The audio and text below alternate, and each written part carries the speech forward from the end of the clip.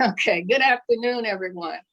So pleased to see that you have joined us for our annual Hollis Brooks Symposium, Policy Symposium. And I think it's so important. I love the theme, I am enough.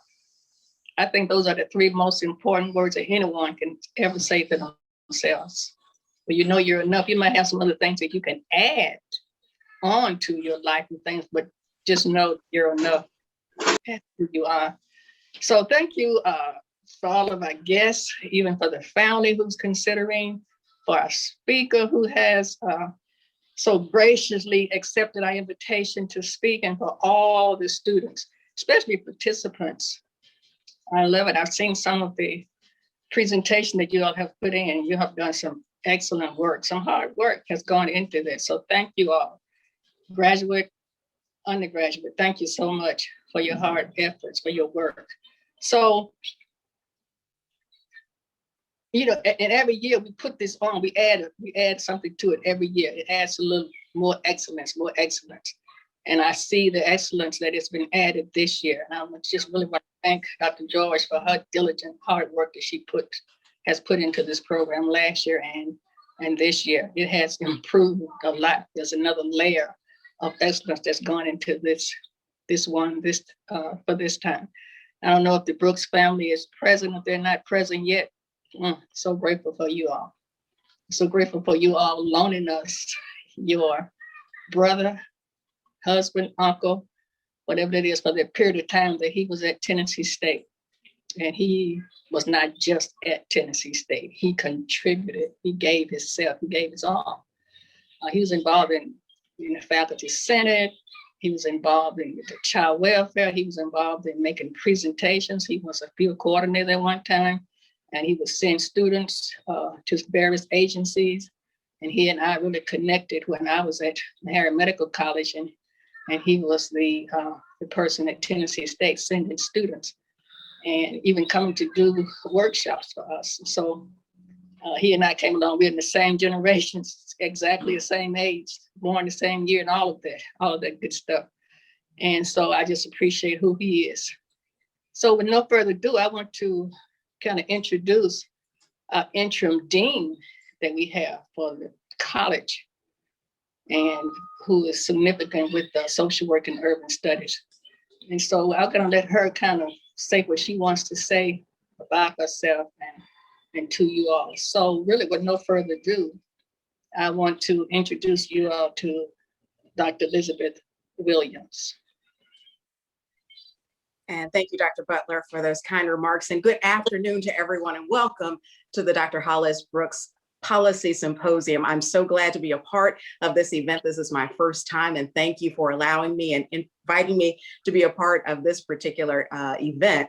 And so with that being said, one of the things that I am so pleased and so grateful to all of my colleagues who planned this event, and as well to all of our students who are a part of it, is that we really are a part of what it is when it comes to being able to make policy that affects populations, and particularly disproportionately underserved populations. And so I'm so pleased to be able to see that our students are on the front lines of being able to analyze policies that are oftentimes created without considering the disparate impact that they will have on people who look like us. And so one of the tremendous things about this particular symposium and the opportunities that are being availed to our students to be able to analyze policy is that those who are analyzing policy to think about the impact of those policies today will be the ones who will be creating those policies in the days to come. And so if you are already equipped and thinking about social justice, if you're already thinking about what do we need to do to be able to create policies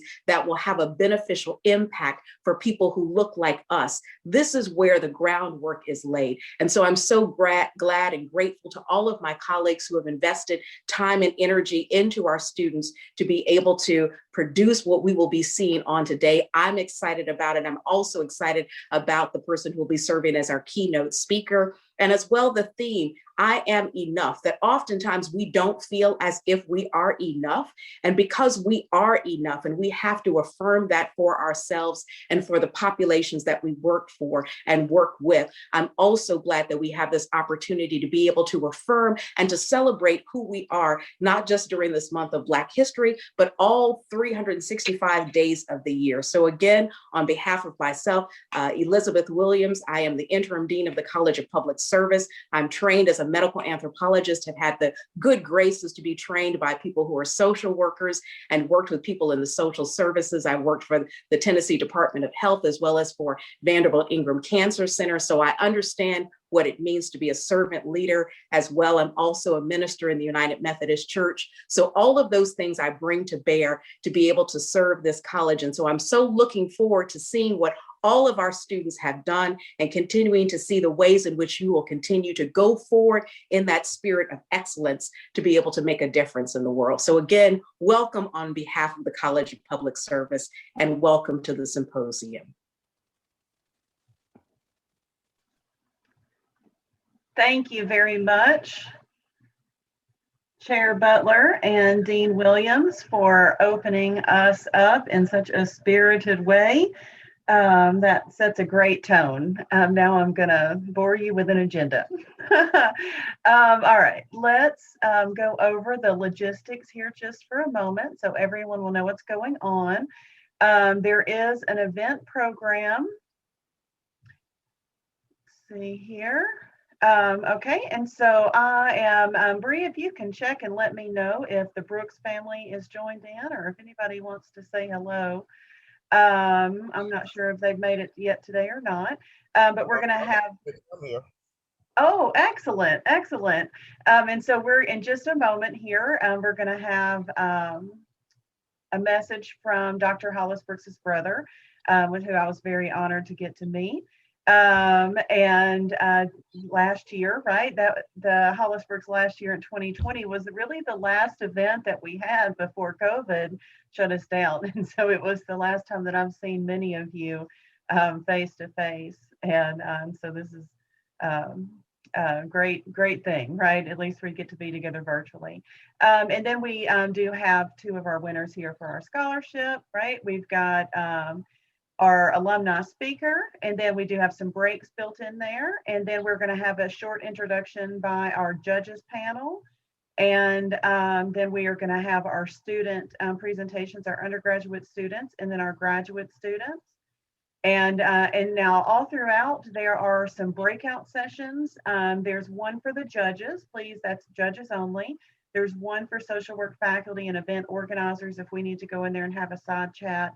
And then there's 5 side chat rooms, just if you need to go and talk to your group or anything else that may be going on. Considering we're not in the real world, that was the best I could do to promote networking throughout the event. If you need to join one of those, you do have flexibility to go in and out. I also did not lock your mics out. And so like after, I mean, applause, of course, in a virtual Zoom session is not great. But after Jalen gives her speech, I will allow her family to say, to clap, right, unmute their mics and clap, and the same for Nick. After this, we want to keep that quiet for judging, right? And so, but let's keep that quiet in between because the judges will be speaking, and then we'll give our winners. Now, a couple of other things that are in the program. Thank you to Dr. Washington for helping to make these. But we do have some information about Dr. Brooks. Here is some information about our alumni speaker, Crystalline Reed. And here is also abstracts, which provides detailed information of all of our students' work. And then we have some information, I'm going to talk about this later, about NAS Day on the Hill, NASW Day on the Hill, but here's the links to that for you to register. And then here's our judging sheet. And again, we're going to go over that later, but I wanted to familiarize you with what is in the event program. That is being shared in the chat, and you can access that or reach out to Bree Johnson, who is an undergraduate student that's helping me to moderate the chat and the Zoom. And so with no further ado, I want to let the brother of Dr. Hollis Brooks, Mr. Bobby Brooks, say a few words. Bobby, I just saw your face. Where'd you go?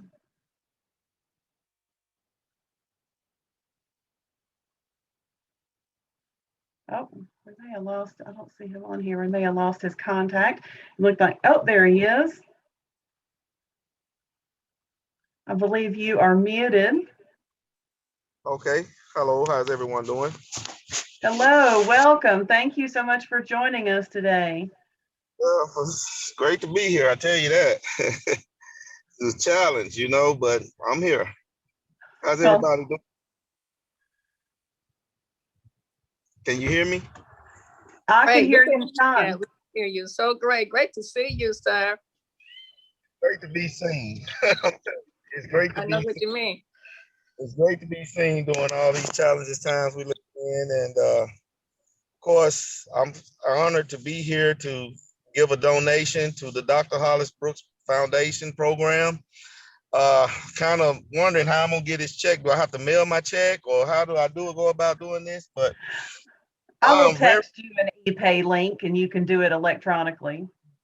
Thank you very much. Thank you very much. I'm gonna give a donation today, and I'm just gonna be very brief. I'm on my properties, working, running around here. I didn't know if I was gonna be able to come, so I was wondering how you guys in Williams came out and said it was gonna be a Zoom. I've been on Zoom meetings forever here, so I'm used to the Zoom meetings. But yeah, it's an honor to be here, you guys. I appreciate everything you're doing in the honor of Dr. Hollis Brooks. He meant so much to the family. We are so thankful that you guys are doing this. That's why I want to keep this legacy going between the Brookses, and that's why I'm donating the money today. I want to continue this forever. I wrote it, like I said last time, it's in my will. Whoever takes over my business part of it is donating money to the Dr. Hollis Brooks Scholarship Program. And I think it's very important that the students stay in school and continue to strive to do their best. And like I said last time, health is number one. That's it. You know, you can't have success if you're not here. But with that being said, I do appreciate it. If you guys can tell me point me in the right direction to donate this money. You know, I have a couple of other meetings to go to today, so I'm very sorry. But I just want to thank you guys for having me, and I'm going to try to tune in and listen to some of the people, the recipients. So with that being said, if you guys can, you know, either email me where I need to electronically do the check, I can do it right now. Thank you so much, Bobby. We so appreciate you. And I do understand you have to work today, and know that everything is being recorded. And so if you miss it, I will send you a link to where you can view the video and see the speeches. Because as a direct result of your contribution last year, we are able to award 2 scholarships this year to 2 undergraduate students that have really demonstrated excellence and embody the ethic of Dr. Brooks. And that is Jalen Crum and Nicholas Mayhem. And they are about to give speeches, but I'm going to let you go to work and know that we will, I will get your email from Mr. Jenkins, because I don't have, or I can send it. Are you getting my text messages? Me? Yes. I was last year, not no more. My numbers never. Okay, let me get with Mr. Jenkins then, and I will make sure that I get you the link where you'll be able to make your donation online. And then, and if unless you would prefer to mail a check. No, I wanted to automatically go. I mean, I don't. The mail system. If he can put it in the chat. There was a suggestion that was just made. Put his information in the chat, and then you will have it, Dr. George. I'll get it from him. He's on his cell phone, so I don't know how much he can put a message in a chat, but I will get it from Mr. Jenkins, Bobby. And then, and I'll also include the link to the video where you can watch the speeches. And that way you can go to your meetings and get your work done. And just know that we appreciate you and your family so much. Oh, I appreciate you guys. I'm honored to do this. Thank you. I'm willing to give. Thank you. Well, you're welcome. Thank you, and best of luck with your business and everything that you're doing. Thank you so much. It's good seeing you. All right. Bye-bye. Excellent. All right. And so I do want to make just a visual presentation here and recognize two of our students that won last year, but did not get their certificates because COVID hit. But that is Tracy Morrell and Portia Holden. So congratulations that they won last year. They did not get to present at the NASW Day on the Hill event because it was canceled, but they did such great work. And so again, congratulations to Tracy and Portia. And then we have Ms. Jalen Crum, who was the recipient of this year's scholarship award, and Mr. Nicholas Mayhem. And so there are your pretty certificates. That was not an easy task to get signed in the pandemic. So with no further ado, I want to go ahead and allow Ms. Jalen Crum to give her speech. Jalen, are you ready? Good afternoon, everyone. My name is Jalen Crum. I'm a senior, of course, social work major from Birmingham, Alabama. And I just want to thank everyone for tuning in. Thank you to my family who is on from Washington and Birmingham, all over. So I love you all and thank you so much for tuning in. My uncles from just all over. I really appreciate you all. I love you guys. And so as far as my speech, I would say first and foremost, I would like to thank God for his never-ending grace, mercy, and provision over my life. Being a recipient of the Dr. Hollis L Brooks Scholarship is an honor. Next, I would like to thank my encouraging and loving advisor, Dr. Allie Winters, whose motivation and passion has impacted my life personally and professionally. I am forever grateful to have a bond as such that I would cherish for a lifetime. Such a remarkable human being who touches and changes lives graciously. Also to my social work professors, Dr. Washington, Dr. Butler, Dr. J, and last but certainly not least, Dr. George, a group of hardcore individuals who work willingly to prepare students to be the absolute professional social workers, absolute best professional social workers that we are ordained and destined to be. To my university and soon to be alma mater, Tennessee State. Thank you for your life and legacy of Dr. Hollis L Brooks, the man who started it all for the College of Public Service to lay a foundation for everyone in the social work profession to exemplify, for paving the way so that myself and others can have a voice. Thank you to the Brooks family for blessing the College of Public Service social work profession with Dr. Hollis L Brooks, but Tennessee State University with such a pioneer of a man. Our motto, think, work, and serve. Lastly, and definitely not least, to my astoundingly supportive family. There will be no Jalen R. Crum without any of you. Thank you for guiding me, encouraging me, and motivating me as I continue to achieve my goals and aspirations successfully for my future endeavors. As Philippians 1:6 states, and I am sure of this, that he who began a good work in you will bring it to completion at the day of Jesus Christ. In closing remarks, the life and legacy of Dr. Hollis L. Brooks, I would like to read my essay. Dr. Hollis L. Brooks is one of many African Americans from Tennessee State University, historically Black colleges and universities, to pave the way for myself and many others through the profession of social work and the university at large. He embodied what the overall social work field resembled in order for future generations to exemplify. He was an extraordinary teacher and scholar and served Tennessee State University in numerous ways. Dr. Brooks' commitment to social work with attainments, showcasing what the social work profession embodied, and laying a foundation for myself and others in the social work field to exhibit, was the emergence of it all. First, Dr. Hollis L. Brooks was an inordinate professor with several achievements who also served Tennessee State University remarkably.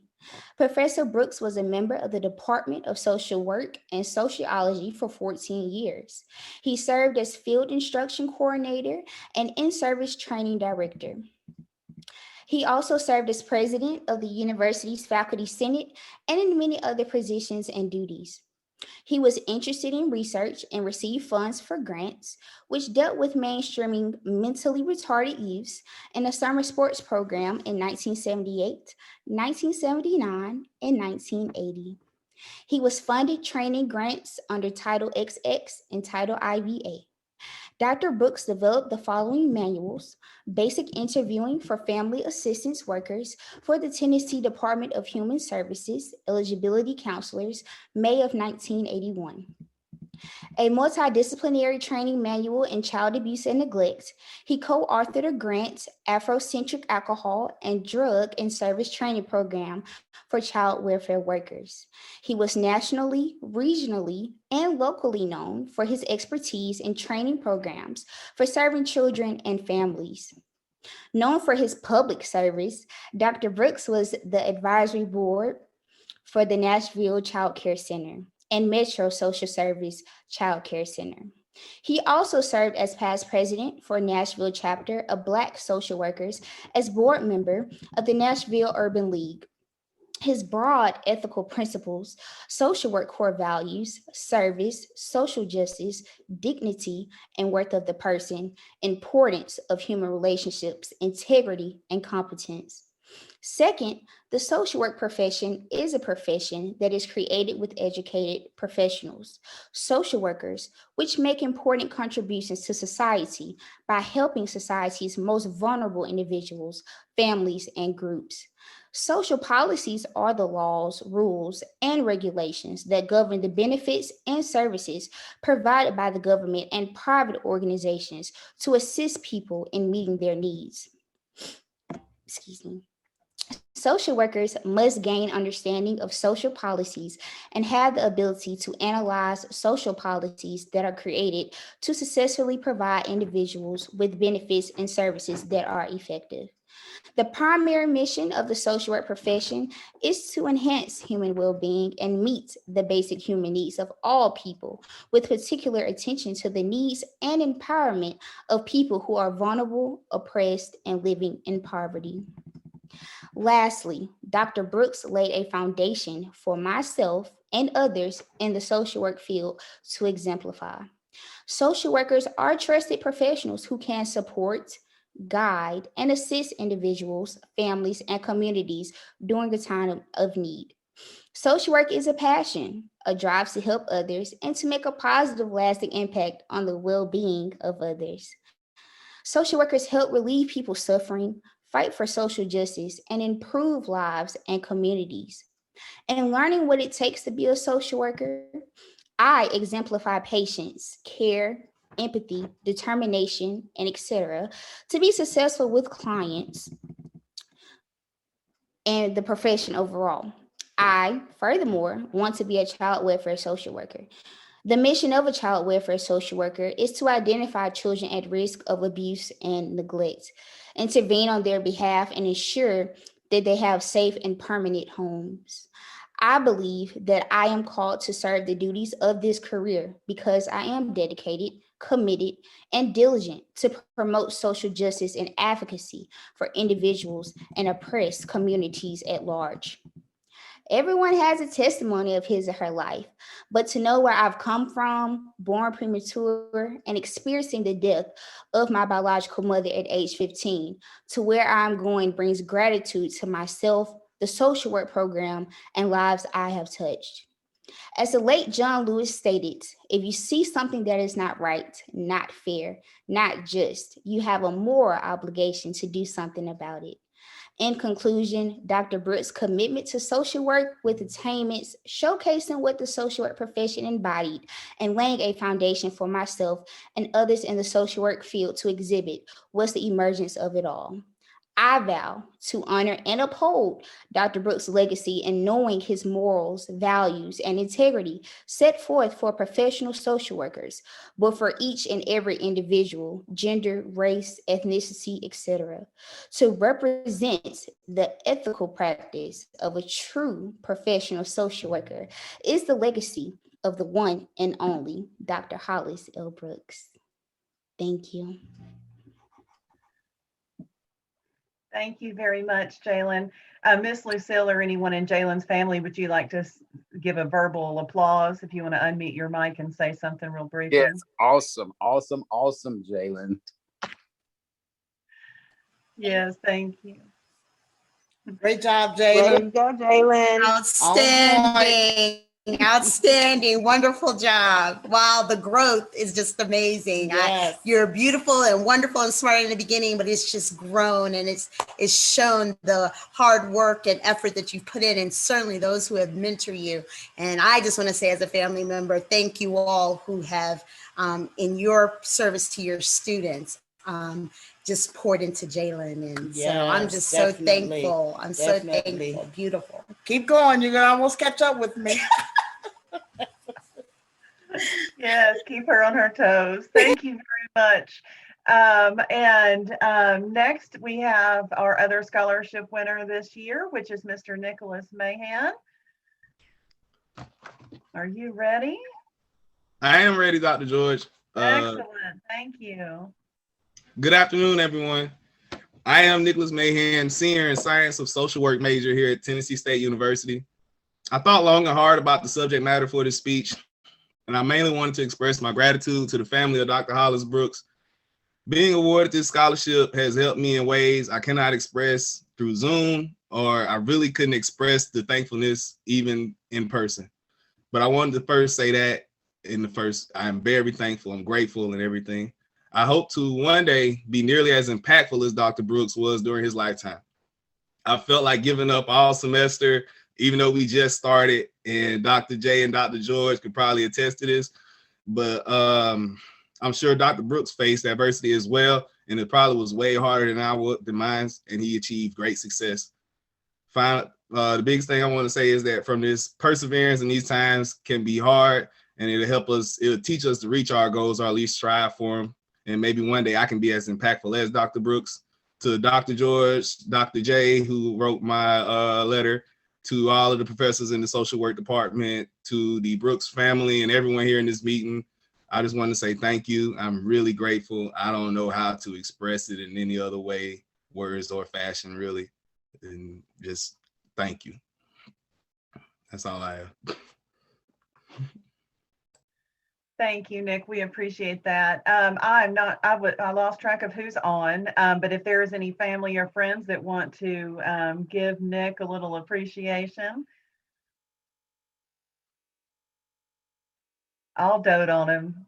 If there's nobody else here, thank you very much, Nick, for your work. We appreciate you so much in this program and your dedication to your family, right? And also to the classroom and your studies. And I'm super proud of you. Thank you very much. Hang in there, Nick. Great job. Excellent. Okay, and so I wanted to go back and circle back to some outside events that I wanted to make sure to trigger you to. Bree, you have got 3 event flyers. If you can share those in the chat. That was the last email that I sent you. There is a College of Public Service brown bag, right? I'm going to go ahead and share the screen here so you can see what I'm talking about. Here we go. There is an opportunity coming up to see our students in action again on Friday, April the 9th from 12 to 1. And this is the Zoom link here. And Bree is about to share out this flyer. But we've got Caitlin Hicks, Carlin Edwards, and Deja Washington, who are going to be sharing their social movements analyzed. And then right down here, you'll see all of these lovely students' artwork. Their zines are going to be shared in that session. And then these students are also, this whole thing is also going to be given in April 16th during the University of Memphis's Social Work Symposium. We also have Amanda Smith, our master's student, who has submitted a research poster to be presented at that conference as well. And so there are some of our students in action doing excellent things. I also wanted to point out, wait, we're not here yet. We are at the, Dr. Washington, if you are ready to talk about the Black History event, Black History Month event on February 25th. Yes, hello to everyone. How are you guys doing? I'm glad to see all of you guys' faces, as well as hear from the recipients of the Hollis Brooks Symposium. Congratulations, Jalen, and congratulations, Nick. Definitely, you guys did a great job. And to transition really quickly to tell you about the Black History event that is happening. Sorry about my verbiage. But anyway, this Thursday, we are having a Black History event called Your Voice Matters, or basically Your Voice Matters. And so your vote does as well. So on Thursday from 6 to 8:30 p.m., we will have the Black History event. But we also have some exciting things that you can join in on. Hopefully you received an email from me. If not, hopefully you received it from our administrative assistants, Ms. Johnson. She sent out a blast letting you guys know to join in on the fun. We will definitely be showing a compilation video of students, of faculty, of staff, of family, friends singing the Black National Anthem, or what's called the Black National Anthem, which is Lift Every Voice and Sing. So definitely join in. There's a link that's in that email that you can click on and do a 2 to 3 minute video where you are showcasing your school spirit. So join in and see us on Thursday. Thank you very much. And I'll say to any of my policy students, take a screen cap of your participation in that event, and I'll give you extra credit for that if you need that for attending Thursday. I'm so used to physical space, right? That I've got a break planned next. And the question is, do we need a break, or is Miss Chris Reed ready to go? I see her lovely face right there. And maybe everybody just kind of wiggle your arms around, like, all right, sitting in this chair will wear you out. It doesn't look like anybody's disappearing and in need of a break. And so, Dr. Winters, are you ready to do an introduction of our esteemed alumnus speaker today? Absolutely. I am so excited to have this role of introducing our amazing speaker for today, Crystalline Reed. And I'm referring to her as Professor Reed. She is a native of Nashville, Tennessee. She received a Master's of Business Administration degree from the University of Phoenix. She is an alum of TSU for her Master's in Social Work, which is how we met her. And she did a spectacular job in the MSW program here. She is actively pursuing a doctorate degree in business administration from Trevecca. Currently, she's a licensed school social worker at Metro Nashville Public Schools.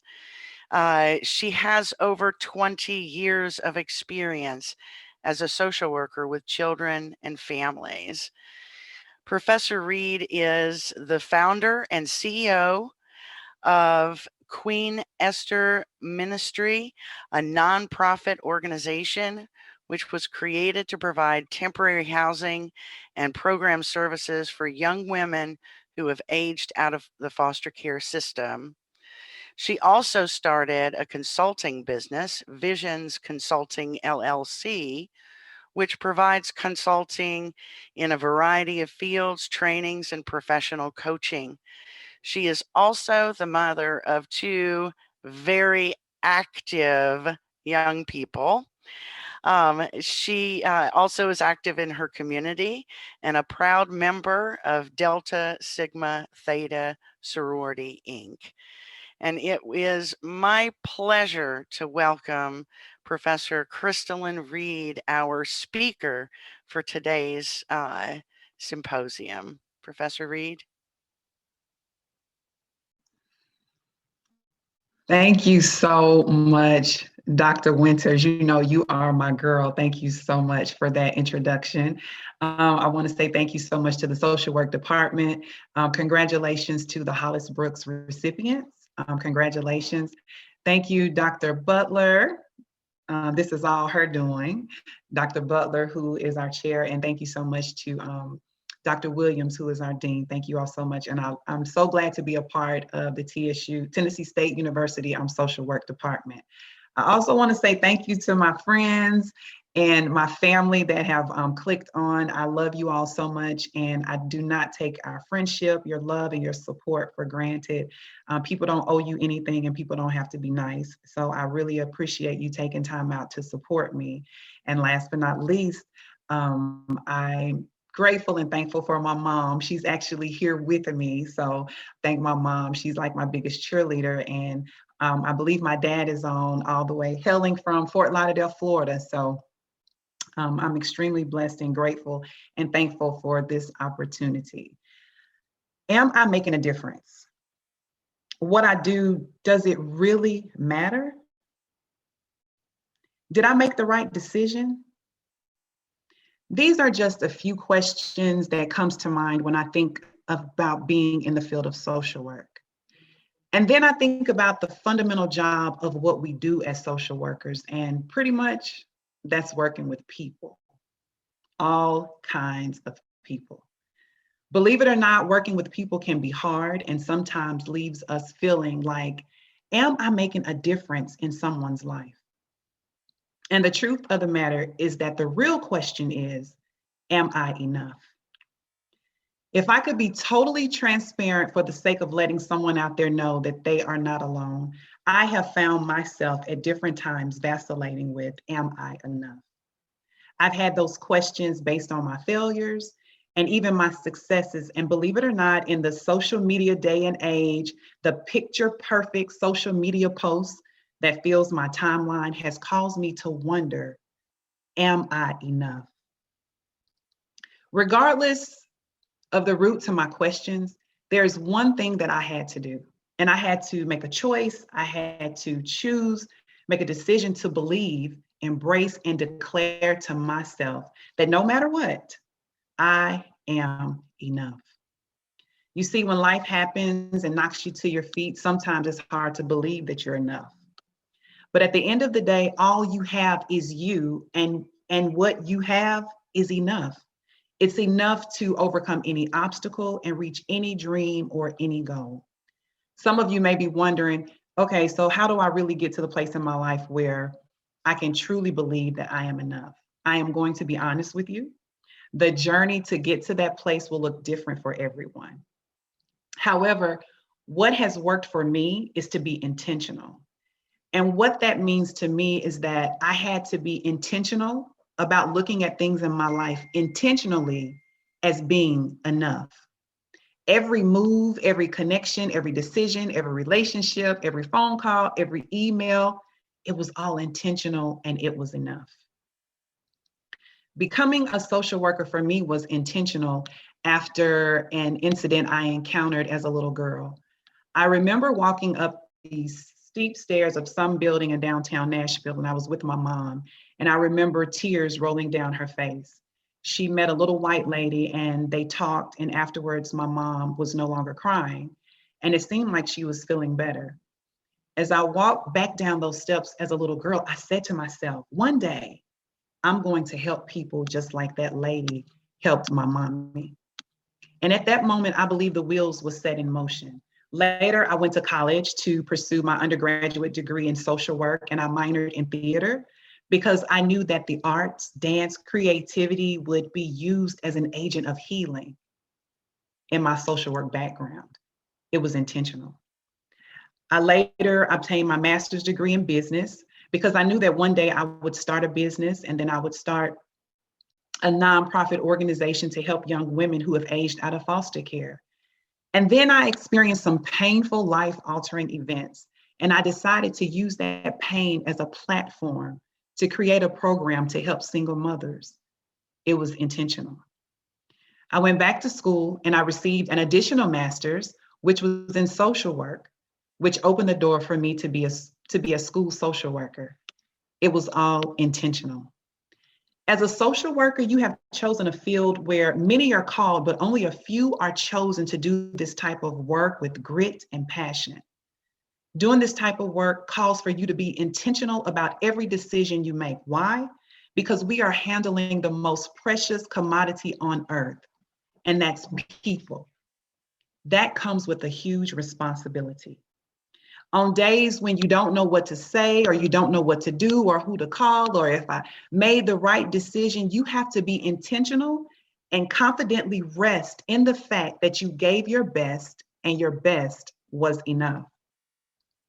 I know personally that sometimes I have to be reminded that I am enough. One of my favorite movies of all times is Black Panther, Wakanda Forever. I just had to do that.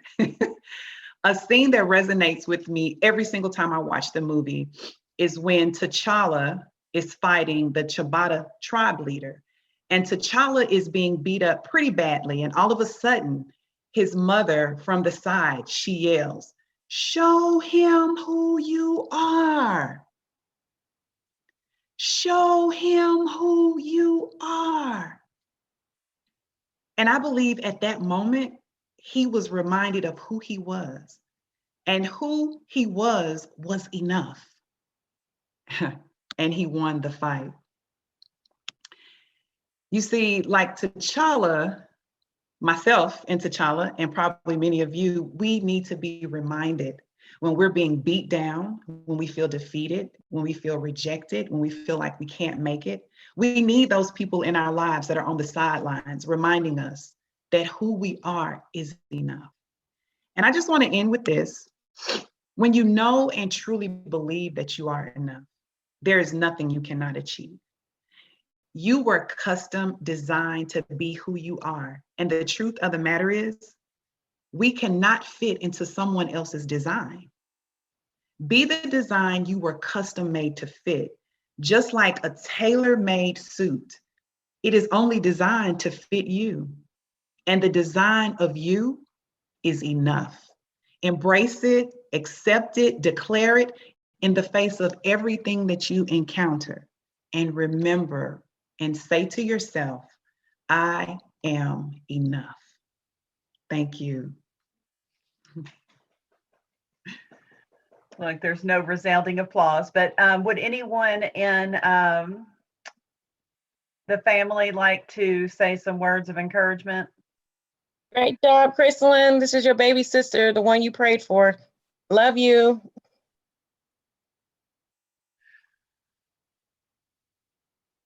Thank you very much for your dedication and support to our students. Oh,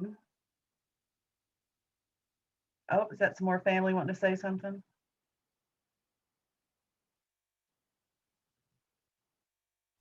This is a friend of Crystalline. I just want to tell her she did an amazing job. I am very, very proud of her. Thank you all so much. Thank you so much. Okay, well, now we are at the point where we can take another break, or we can go into the contest, right? The second phase of this event. Let me check on my judges. I see Chris is here. I see Chris Morant is also here. Is Steve Petty or Elisa Lapolt on?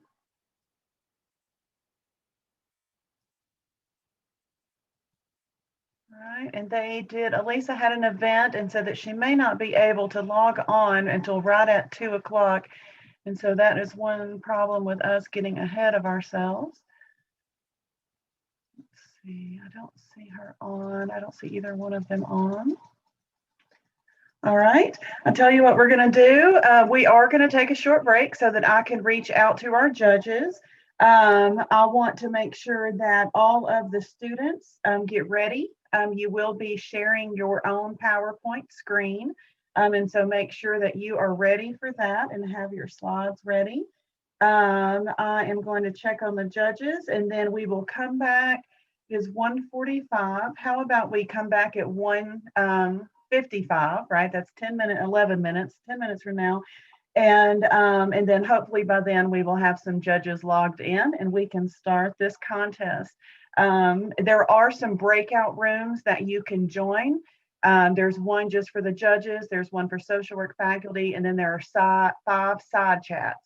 And you all are able to join those as you see fit, so that if you text your friend and say, come to side chat 3, right? And so you all can go in there and have some side conversations.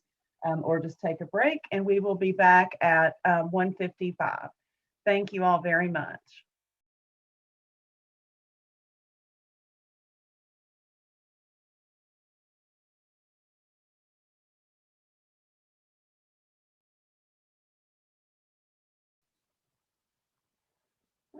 Okay, welcome back, everyone. Let's give everybody a few minutes to a little bit to come jump back in and join us.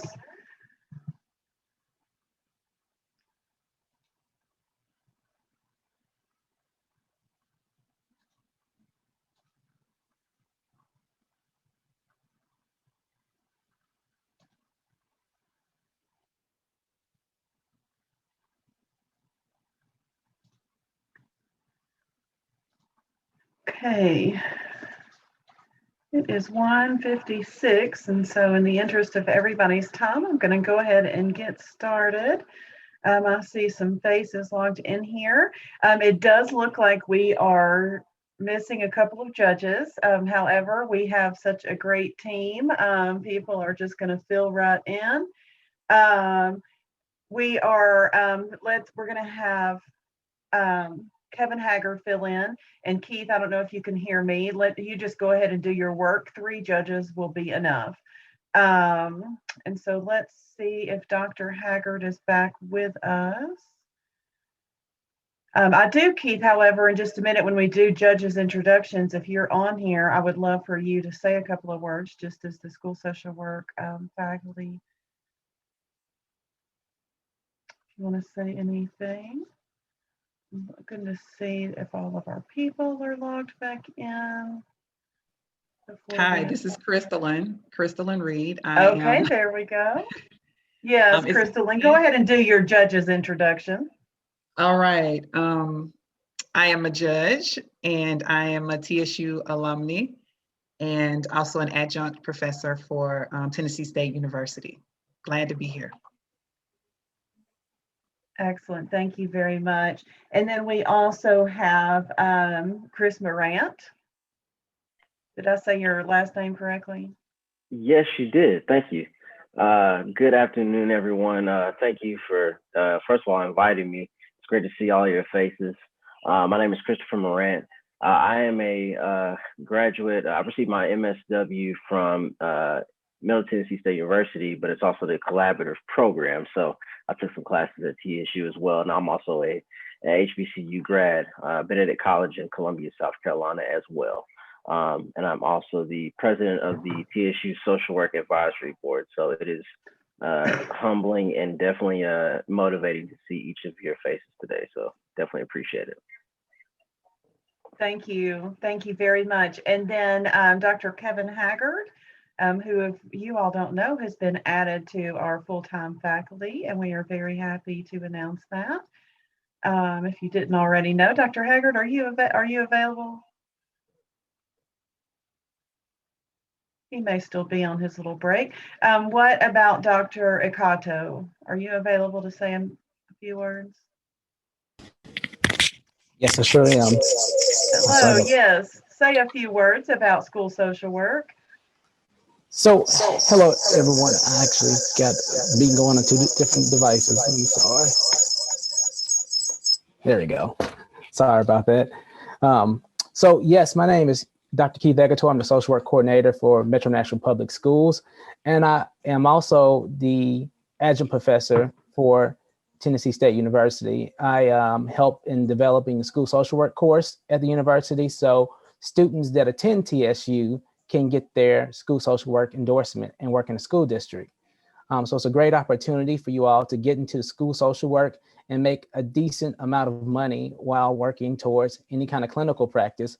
Several of our social workers take that opportunity to work in the district and work towards their LCSW. So I highly encourage you all to get involved in school social work. Our salaries are competitive. And I would say we probably pay the second highest in regards to social work, the social work profession in the state of Tennessee. And we have tons of benefits. As you can see, we have several of your alumni from Tennessee State University Honor College that are currently school social workers. So if you have any questions or concerns in regards to school social work, please reach out to me. I'll drop my email in the chat. Thank you very much. And then Dr. Haggard, I see that you have joined us. If you would like to make your judge's introduction and say whatever you would like. Sure. Good afternoon, fam. My name is Dr. Kevin Haggard. I'm an assistant professor and MSW program coordinator at Tennessee State University. I'll be serving as a judge, but I'm also an alum of TSU. I graduated from the BSW program at TSU, so always excited to be a part of the symposium. And though I wasn't originally going to be a judge, I've judged quite a few of these in the past, so happy to jump in and help where I can. Thank you very much. I did a lot of switching in 10 minutes, and part of that is because you all are so flexible and available to stand in. So I really do appreciate you. I want to talk just a little bit about what this event is. I'm going to share this screen. This event is, it does honor Dr. Hollis Brooks. It also is a qualifying event for our students that you are about to watch compete. Whoever wins this event that we're about to have will go on to represent TSU at a statewide competition that is held as part of the National Association of Social Workers, or NASW. The Tennessee chapter has a statewide event where the students from all across the state and schools of social work will come together and compete. And so whoever wins today will have one bachelor's winner and one master's winner. They will go on to represent us in the state level competition. I will say that we have had some winners, and in fact, our graduate presenter today won the state level competition 2 years ago, and that is Amanda Smith. And so she doesn't have any competition this year, if you see by the agenda. I don't think that's because everyone was afraid. I think that they were just busy, but we're very happy that Amanda Smith and her partner, Shay Townsend, are going to put forth some work today. And perhaps they will win at the state again. TSU does have a history of winning some of these, and so we want to carry that on. But this is an event that you are able to participate in. I believe you have this flyer, Bree. If you want to share this, or the link to share the link to register for NASW in the chat, if you would, please, Bree. But this event is going to be on Wednesday, March the 31st. And if you look at the agenda here, it starts at 7:45. There's some opening comments. Normally there's breakfast, right? If you don't log in at 7:45, that's okay. And I'll tell you, this panel is normally good. For those of you that are students, it really helps you to identify ways to plug into the workforce, right? And so that's generally a good panel. And then the student policy presentations will begin at 10 a.m. I'm not in charge of this event, but they do say it's going to be virtual, or there's going to be some way that you're able to watch it after the fact. I don't know how. I will say this event, the Hollis Brooks event, it is going to be recorded, and I will make that link available if you need it. And like as a student, I'll send it to you. Faculty, I'll send it to you. But if you're any family and you want that, either have your student reach out to me, or you can email me directly and I'll send you that link. But this event I'm not in charge of. Now I will go back to our program. Everyone should have this. And there is some information right down here at the end that I want to draw your attention to. And that is a link here where you can register for that NASW Day on the Hill. And then also that evening at 6:30 p.m., we're going to have a reception just for students and legislators where they're going to drop into a Zoom, and everyone is welcome to join that as well. I will say that the one person I know for a fact is coming is Representative Harold Love Jr. And in fact, we picked that time because he's got meetings all the way up until about 5:45. And so we're going to give him time to get home, and then he's going to log in and he wants to meet with students. But everyone in the College of Public Service is ultimately welcome to log into that. We're also going to invite all of the legislators that are connected to the bills that students are analyzing this year, which you can click on in the program if you want to see the actual bills.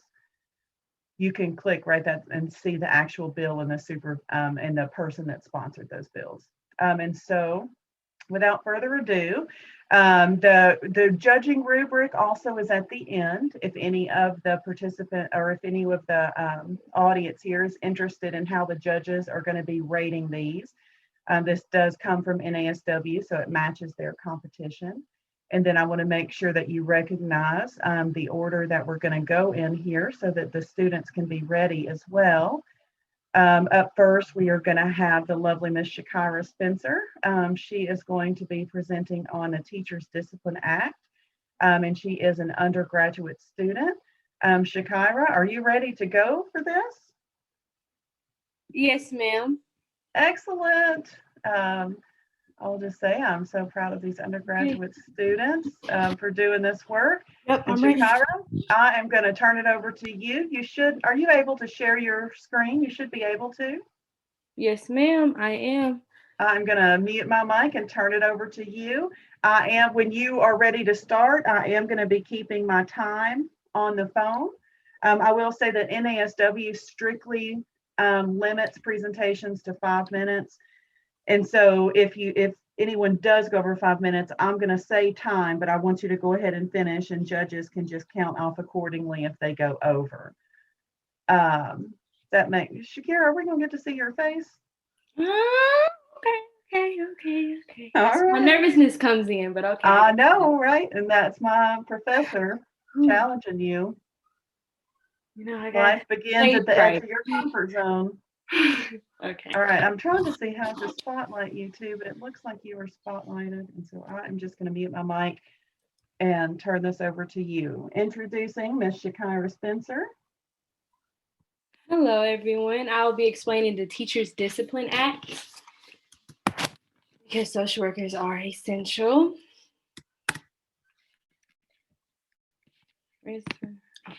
I'll be explaining the House Bill 0016, Senate Bill 0230, the authorization of teachers to hold every student accountable for any disorderly conduct in school or any school setting.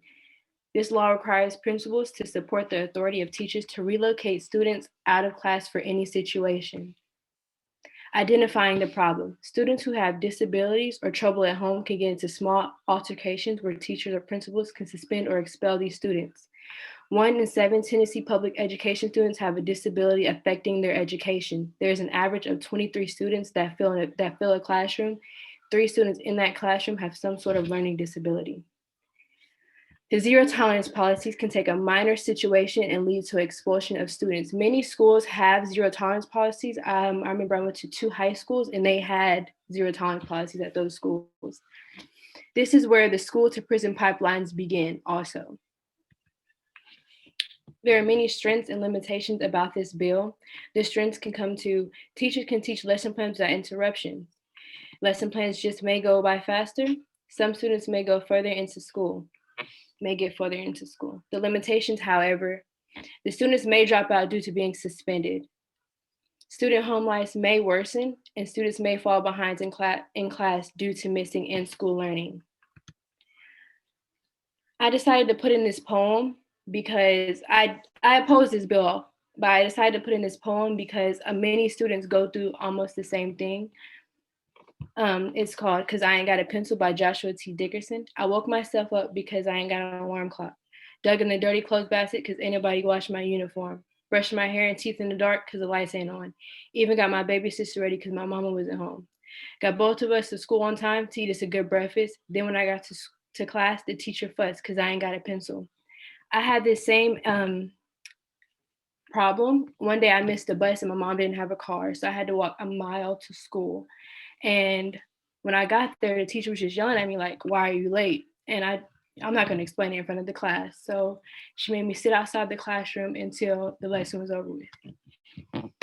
A few core values that relate to this bill would be human relationships.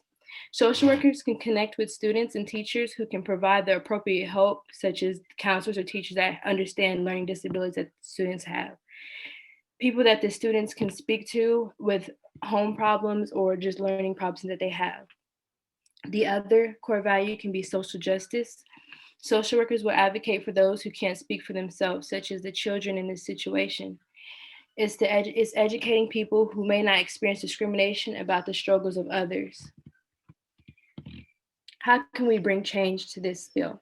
We need to bring more social worker and therapists into schools to speak to these children. They may think that they're just in trouble for a small altercation, but really they're having trouble with learning and interacting with others. We need to start giving students more time to themselves to breathe and gather themselves. You have elementary school and middle school students who need time to themselves. They have bad days just like adults do. Teachers need to be more understanding and taught about these disabilities. And that is the end of my presentation. Thank you so much. That was 3 minutes and 32 seconds, so definitely within time. Excellent job. Shakira, did you have any family that had logged in today that might want to say a word? No, ma'am, they're all at work. I'm sorry. Okay, well, excellent job, excellent job. I see that Steve Petty and Elisa Lapolte have joined us. Hello. Did you get logged in time to see that first presentation? Oh, hooray. Yes. Hooray. Okay, excellent. And you were able to make sense of the judging sheets and everything? Yes. Wonderful. If you would, please, Elisa, would you do your judge's introduction now and just announce who you are to the group? Sure. My name is Elisa Lapolte, and I'm the Policy and Advocacy Director of NAMI Tennessee. NAMI stands for the National Alliance on Mental Illness. And I'm honored to be here today. I have worked in the policy arena for, about 30 years. For 15 years as a newspaper reporter covering state government and politics in Tennessee, Wisconsin, and Florida.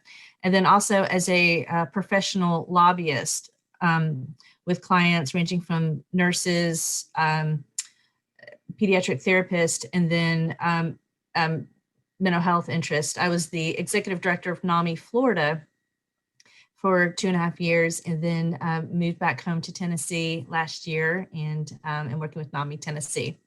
So thanks for having me. Thank you very, very much for joining us today. Mr. Petty, are you able to do an introduction for us?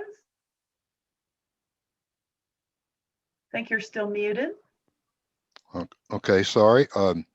Yes, I'm Steve Petty. I am the youth policy advocate for the Tennessee Commission on Children and Youth, and I have been their legislative liaison since 1999, and have done a little bill analysis in my time. Prior to that, I worked for the Department of Mental Health at the Children and Youth Program at Middle Tennessee Mental Health Institute. So I appreciate you asking me to be here. Thank you very much. We appreciate your time and input into this. And Dr. Haggard, you just keep on judging as well. 5 judges will be wonderful. And we did get ahead of our schedule today, and I'm so happy that you all made it in so that you could participate in this. Okay, so next up we have Megan Walker and Nicholas Mayhem. Megan, I believe you're speaking. Are you ready to go? Is she here? Because she had asked me to give the speech. Oh, are you giving it? Yes, ma'am. I'll be doing it. Do you have your PowerPoint ready then? I have the PowerPoint. Let's just make sure I can share it and everybody can hear me well. And we should be Okay. good. Well, let's do it. You're on. Mr. Nicholas Mayhem His teammate is Megan Walker, and they will be speaking on the Crown Act.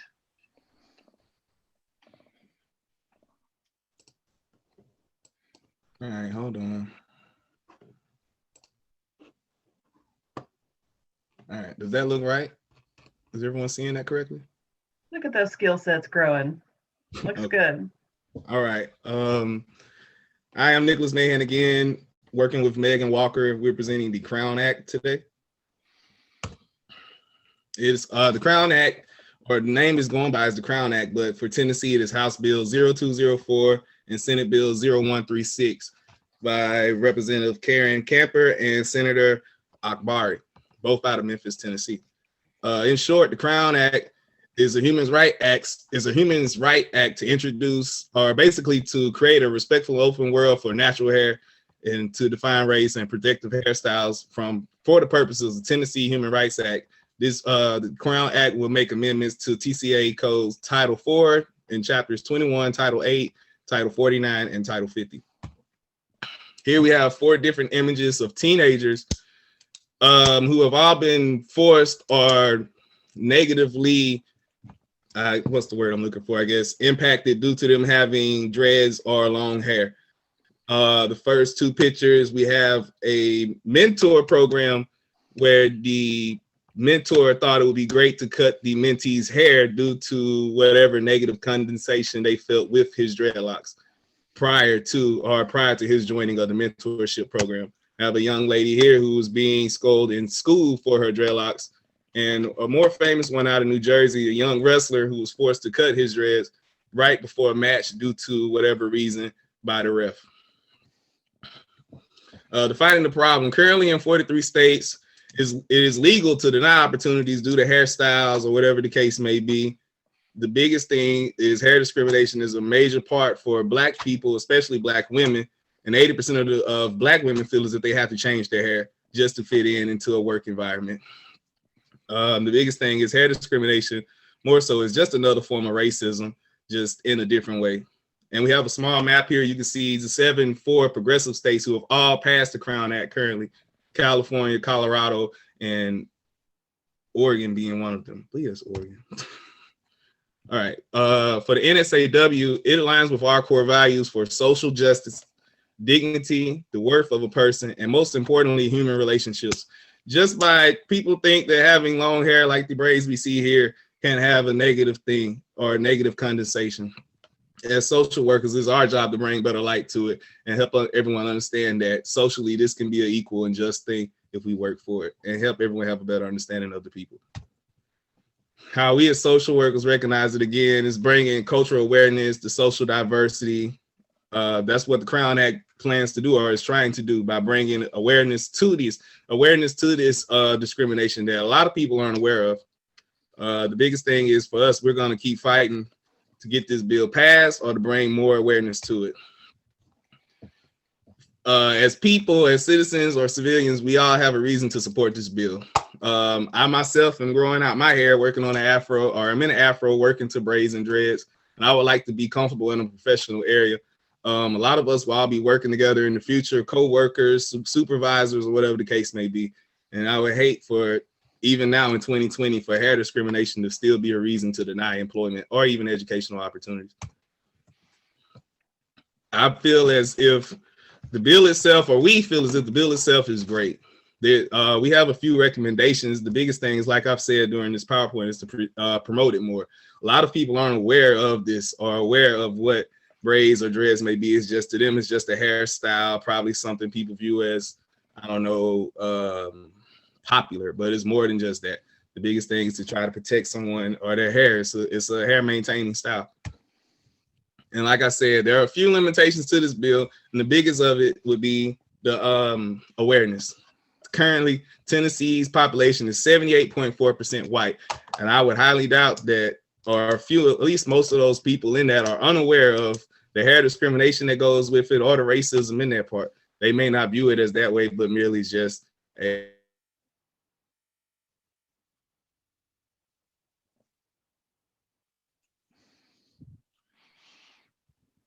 We lost your mic just a little bit, Nick. I believe you were finishing up anyways.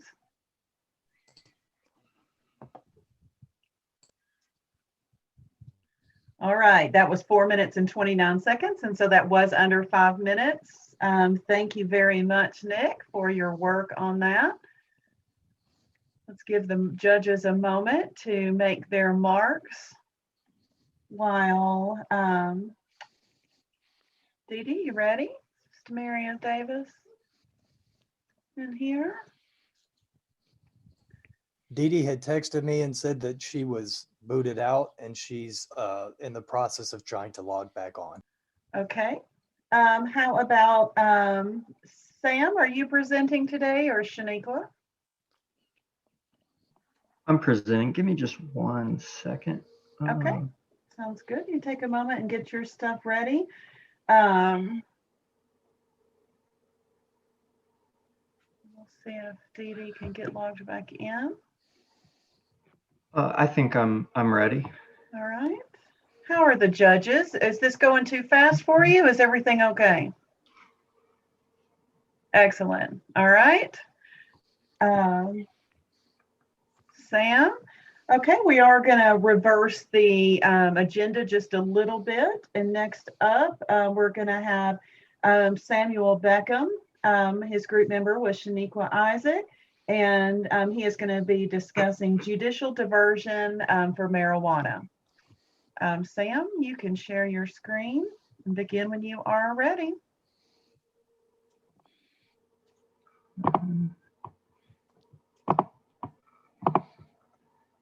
All right, can y'all see that?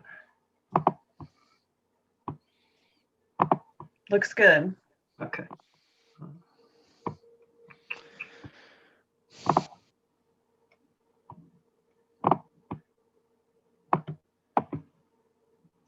All right, today I'll be talking about judicial diversion on marijuana. The current law states, or the current TCA states that anyone who's been arrested for less than 1 ounce of marijuana may be granted judicial diversion only if they don't have a Class A misdemeanor or a felony on their record. This HB 0221 would make it so that a defendant's prior record would not impact that and they could still be granted judicial diversion. Judicial diversion is when you are allowed to complete probation and have your charges dropped instead of being incarcerated and having charges added to your record. The problem is mass incarceration. Marijuana is an over-criminalized drug and it fills up jails very quickly. Also, some of the vulnerable groups, Black people are 3.2 times more likely to be arrested for simple marijuana charges. I'll show you a graph. And lower income families are hurt the hardest. When they are incarcerated, they are unable to work and support themselves and their families. And also when they complete, when they serve their time, they will have that extra charge added, which makes it harder for them to get jobs. Social work recognizes the problem as a public health issue. They do not believe punishment is effective for addressing nonviolent drug crimes. They believe it should be treated with through a rehabilitative lens. Some of the core values, as I mentioned, there are vulnerable communities. This helps address some of the harsher consequences for those that are impacted more than others. Also, when people are deemed unworthy to participate in society, that is an issue. This brings some awareness to that, and offenders are not viewed as disposable. Some of the strengths, it obviously, as I said, one of the big things is allowing families of lower incomes to work and dismissing charges. It alleviates a lot of the harsher consequences that affect those families. It's also a small step towards decriminalization, and we're seeing that around the nation. Also some fiscal advantages, state expenditures decrease and so do local expenditures. Some of the limitations, because it's still being criminalized, Black people will still be arrested at the same rate. Also, surprisingly, people who complete probation still return to being arrested at a very similar rate of those who are incarcerated. A lot of that has to do with not being offered the rehabilitative services necessary. And it's also not in line with DCS values. A parent who tests positive for marijuana will lose their child if the child is under 2 years old, even if the child is not around marijuana. And a child over 2 years old can, or the parent can lose their child that is over 2 years old, but that is more contextual based, and if DCS does not see the parent fit. Some recommendations for change: if it's going to be criminalized, it should be looked at. There should be treatment services offered and rehabilitative resources. The main goal should be, in order to be in line with all NASW core values, it should be fully decriminalized and viewed in a public health perspective that way. Reasons to support it: less incarceration is good for everyone. Keeping people in society is beneficial. Again, it does not fully protect everyone, but it has some major benefits to the vulnerable and targeted communities, as well as fiscal benefits. And this is a really big step. It's a really small step in the grand scheme of things, but looking towards bigger change and decriminalization, this is just another step towards it. And getting rid of the stigma around drug use and marijuana use, and seeing that it is not something that needs to be dealt with as punishment, but rather if people need rehabilitative services, they're offered them. And thank you all for your time. Great work, Sam. That was, I forgot to stop my timer, but it was about 4 minutes and 30 seconds. And so definitely within time. Excellent job. What about Dee Dee? Did we get Dee Dee logged in and ready to go? There she is. Excellent. Is your connection going to be strong enough to share your slides today? No, so my house internet my house electricity went out, not the computer. Oh no. So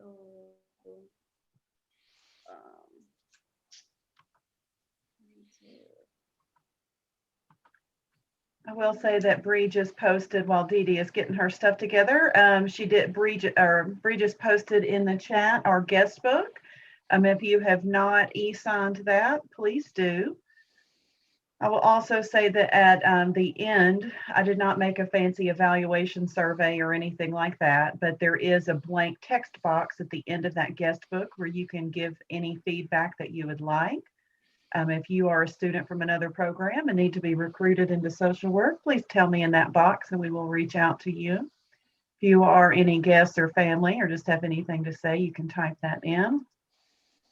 And if you've already filled out the guest book, you can log back in. I didn't put any restrictions on it. So you can click that link again and you don't have to put your personal information again. Just go right to the bottom to that text box and tell me whatever you may want to say. And it looks like Dee Dee is getting ready. I'm wondering if your internet's going to do this today for us. Would you like for me to share your slides, Dee Dee, and then you just have to show your face? Yeah, I can't see the Zoom anymore, but I can hear you guys. All right. Can you see why don't you stop sharing your screen and let me share your slides? I don't think your internet connection is strong enough to be able to do this.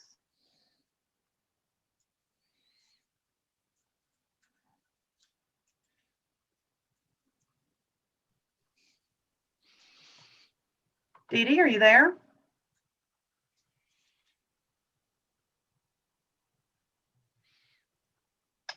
Gotta love technical difficulties.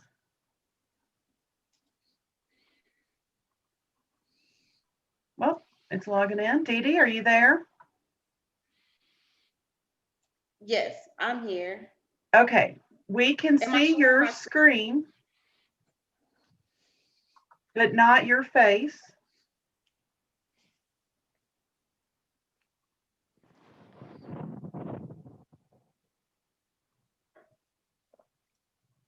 Dee Dee? Yes, I can hear you. Okay, I'm wondering if your internet connection is going to be strong enough to share your slides and your video image. Say something so that we can do a test. Yes, can you hear me? Okay, it seems like it's going to work. So I'm going to mute my mic and turn this over to you. Are you ready? I am ready now. Excellent. Well, you look great. Let's get this started. So hello everyone, my name is Demiria Davis, and today we'll be discussing HB 0039, SB 1035. The Tennessee Bureau of Investigation enacted the Jim Crow Rape Survivors Protection Act, and it amends Title Code 4, 29, 38, 49, 40, and there are relative to sexual offenses, and this bill was sponsored by Bob Freeman. So when I had the pleasure of speaking with Bob Freeman, he said that the biggest issue that he has is when victims call his phone and he has to give bad news about their kids, whether it was lost or untested. The processing protocol of the story and tracking of rape kits needed to be revised completely. Accountability was lacking, and victims of sexual assault crimes were the ones that were suffering. So what this bill does is it creates a tracking system. And with this tracking system, victims have complete access to the status of their rape kits and to track where it's at. This tracking system will be free up until the year of 2022 through the Oregon Police Department, who is free, will help Tennessee with this tracking system until July of 2022. What comes with this tracking system is a pamphlet for each victim, and that pamphlet will be around 26 cents. So again, free to the victim and not expensive for Tennessee. Strengths and limitations. The current TCA says that a victim can get a rape kit for free of charge, which as it should be. The strengths of the Jim Crow Rape Survivors Protection Act is that it requires healthcare providers to notify law enforcement within 24 hours of a ready kit. The current TCA does not mention that whatsoever. Also, law enforcement has 30 days to submit a kit to TBI. With the current TCA, they allow 60 days, which is way too much. This current bill requires agencies to participate in the tracking system. Again, right now, there is no tracking system. And a limitation for the current TCA is that it only holds the kit for 3 years, which isn't great because that doesn't even align with the current statute of limitations. A limitation for the HB 0039 is that it does not address the backlog. The backlog was one of the prime reasons why the bill was needed in the first place, so it should address that. Reason to support. Representative Freeman worked with victim advocate throughout this bill. So to me, that means he's an ally. His wife is the president and the CEO of a sexual assault clinic in Nashville. So for him to work with this bill with advocates meant that social workers were essential with creating this bill. Also, this bill holds kits for 10 years instead of 3, which is also more aligned with the statute of limitations. This bill also prohibits the use of rape kits to prosecute victims. So what that means is if someone goes in for a rape kit and drugs are found in her system, his or her system, they cannot be prosecuted. Improvements for this bill is that there is procedures for non-compliance and clear reporting and sanctions. So what needs to happen is what's going to happen if the agency does not abide by this bill? What's going to happen when TBI does not test this kit? So that needs to be also in the bill. Core values. Service. HB 009 ensures the connection to services for sex crime victims. So whether it's crisis center information or how to report, you will receive that with this bill. Social justice. The retention of rape kits evidence for 10 years is in line with the statute of limitations. Dignity and worth of a person. Empowering victims to retake control of their lives. So giving them access to their own kits. So where they can, throughout the whole entire process, be in the know, it was very important. Competence, systemic improvements to the management of rape kits. Right now, there is no system. Right now, kits are not being tested, are being lost. And so that doesn't provide justice for victims. Impact of HB 0039. Social workers are completely impacted because throughout the entire process, they're the ones that are there with the victims. They're the one that has to be there when they are told that their kit was lost or wasn't tested. At-risk populations is twofold: victims of sexually related crimes and state agencies held liable for mismanagement of evidence. Throughout this entire bill, what I'm being told is that victims matter. What I'm being told is that social workers matter, and we're essential. Pending any questions, this concludes my presentation. Thank you. Thank you very much. And questions aren't ultimately allowed in the format, but great job. Excellent. Let's wait for her to stop sharing that screen there. Excellent. That concludes our undergraduate presentations. That was 4 minutes and 41 seconds, and so that was under the time limit. Great job. I'll tell you what, it's a good thing that I'm not a judge, because all four of y'all, I'm the professor that helped all four of those groups to prepare these assignments for this. And all four of you made me tear up.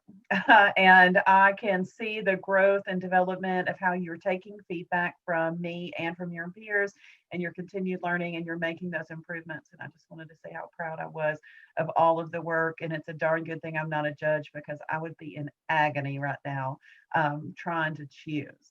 I do want to give the judges a few moments to wrap up any undergraduate scoring. Again, when we've got one master's team, and then then all of you judges can go into a breakout session and sum everything up for the end. Do any judges need more time? And Amanda, are you ready? Or are you doing Amanda, you're doing the speaking, right? Yes, correct. I'm ready.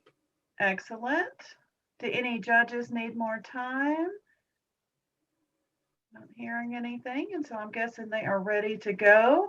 And so without further ado, I would like to introduce Amanda Smith, who is going to give our graduate student presentation this year.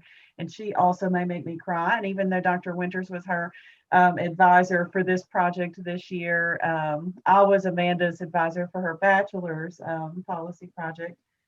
And we're all just so proud of her. Amanda, I'm going to turn it over to you. All right, thank you. I appreciate that, Dr. George. And thank you very much to everyone for being here.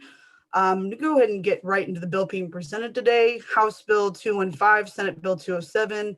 And as introduced, this enacts the Stopping Addiction and Fostering Excellence Act. This bill is in alignment with the Support Act that was signed into law in 2018 to develop best practices for operating addiction recovery residences. This bill finds that it is critical that these residences are regulated and function with evidence-based practices and sound operating procedures that center on a safe, sober living environment.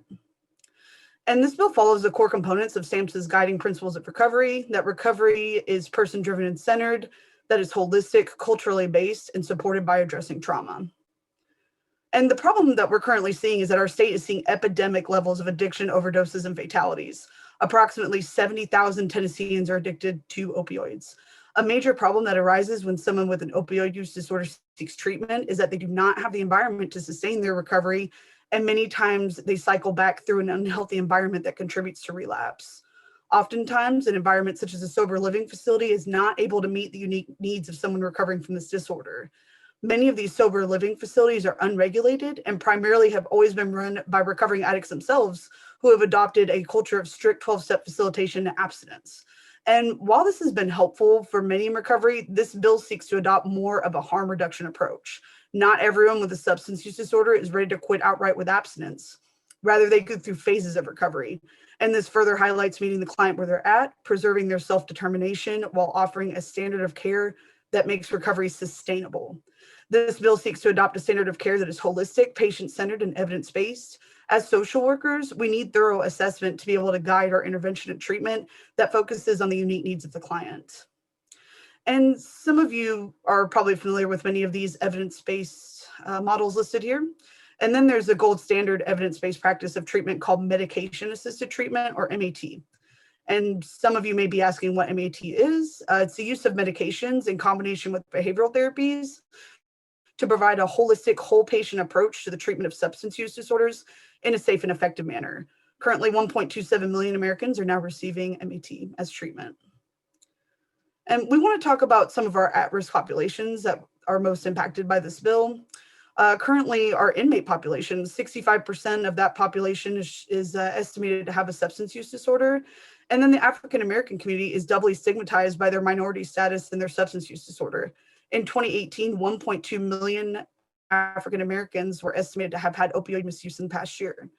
And then studies also indicate that substance use is prevalent at 20 to 30% among the LGBTQIA population as compared to 9% of the general population.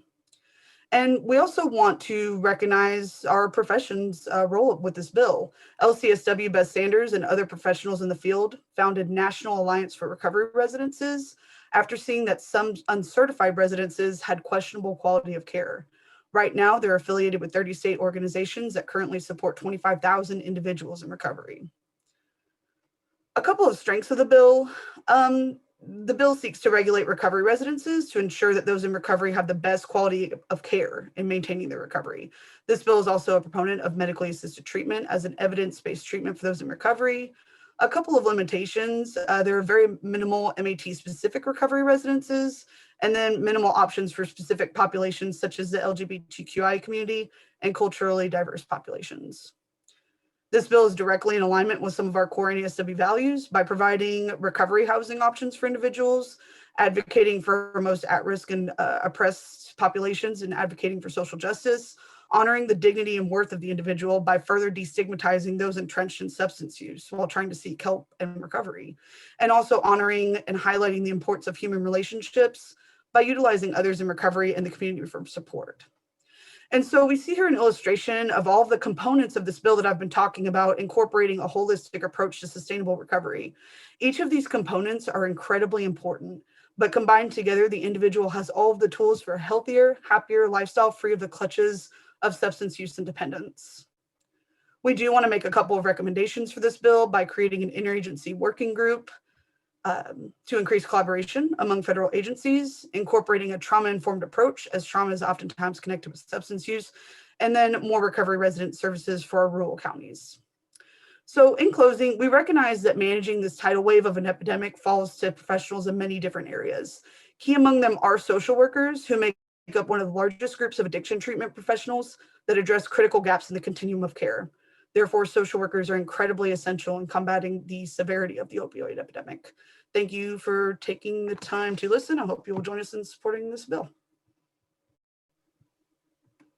That was 4 minutes and 59.6 seconds. All right. Perfect timing, coming down to the wire. Thank you very much, Amanda. Dr. Winters, did you want to say anything to your student there that you supported? Oh, yeah. I mean, seriously, that was awesome. And everybody's presentation today has been amazing.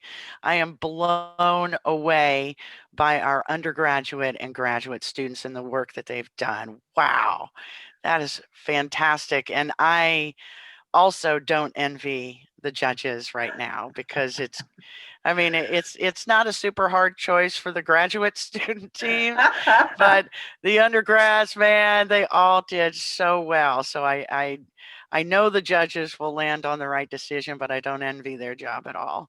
Great job, everybody. Okay, judges, thank you, Dr. Winters, for that. Judges, you do have a breakout room that you can go to. And let's see, where is it? You can choose it, or I'm about to put you in it. Let's see. Oh no, you have to choose them. I set it up where you could choose it. And so if you go to the bottom right where you see more, there's 3 little dots. You click right there, there's a breakout room.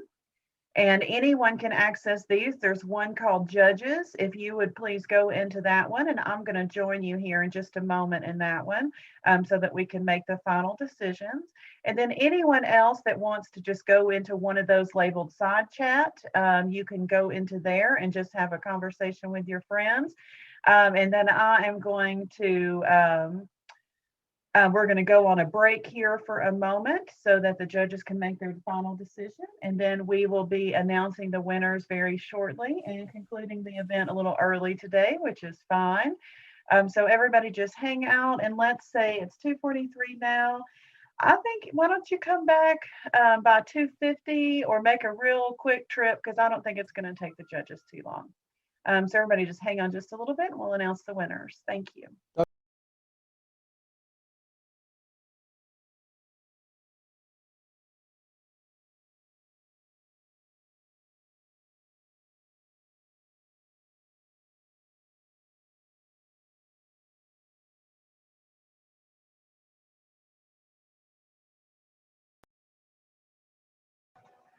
Okay, everyone, if you can start gathering back, if you can hear my voice, the judges are ready to make their announcements. Let's see if, oh, there's the dean. I was about to shoot you an email and say we're about to announce. Let's see if Chair Butler, let's make sure, give everybody a moment. All right. I would like to invite each of the judges to make some general comments. Steve Petty, would you like to go first, please, sir? Yes, I would just like to say that I've been doing this a long time, and all of you did an excellent job on these bill analysis. Your presentations were very dynamic, but I'm most impressed by your understanding of the legislation, and you didn't make simple amateur mistakes. You did real bill analysis, and I'm impressed. Thank you very much. Ms. LaPolte, would you like to say anything?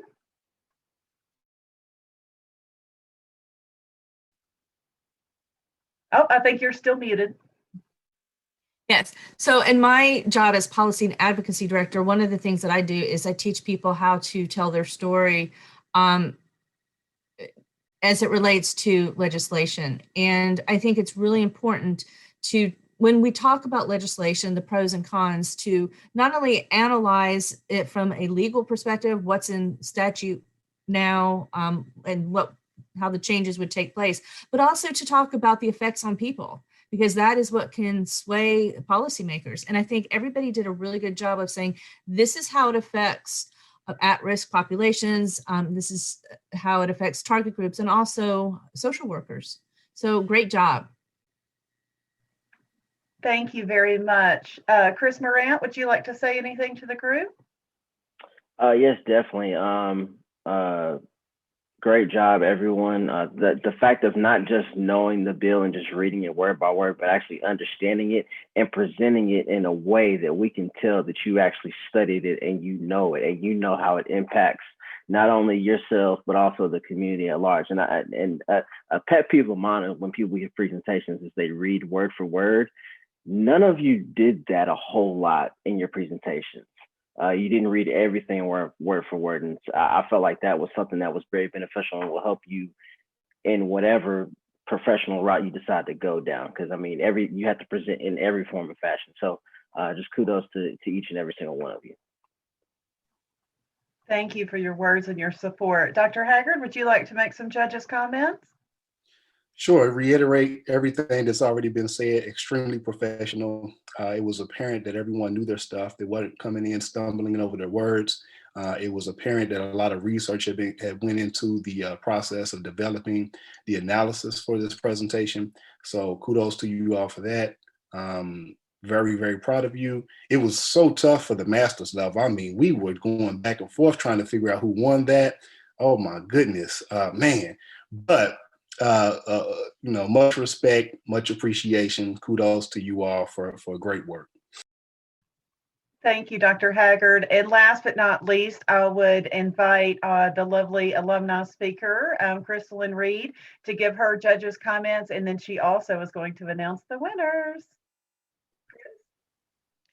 Just to piggyback on what everybody said, I think everyone did an amazing job, and I was really enlightened because there were things that I had not heard of, and I was like, wow, oh, that's interesting. So I really appreciate the effort and the time that you all put into it. You all did an amazing job, and I'm glad that I get a chance to present this because I was the winner in 2016 for the master's program for the Hollis Brooks. So it's such an honor to present the winner of the BSW undergraduate.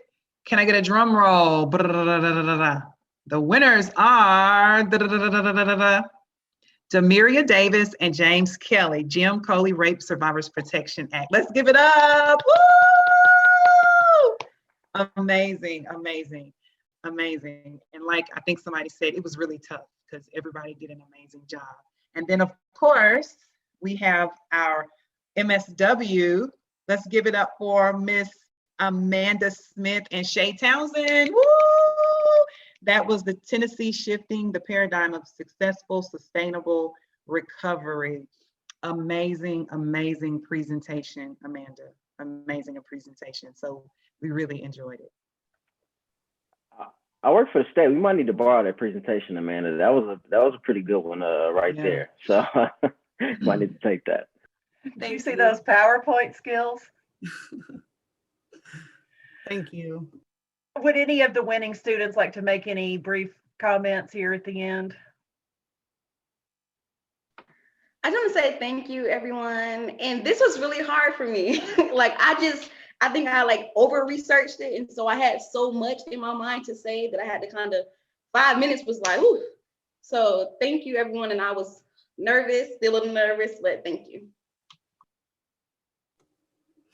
I'll just piggyback off of what she said. It is so hard to fit this into 5 minutes.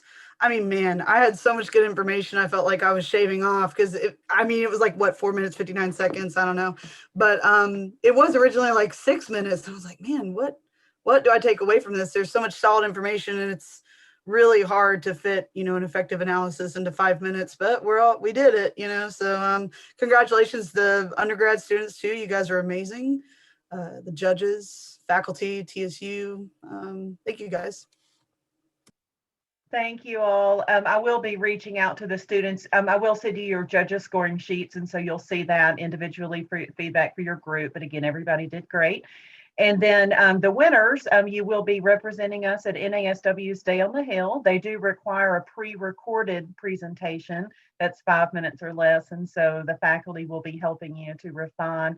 Not that y'all really need a lot of refinements because y'all did good, but we're going to be working with you to get those ready. That is, again, March 31st. The registration information for that is in your program for this event.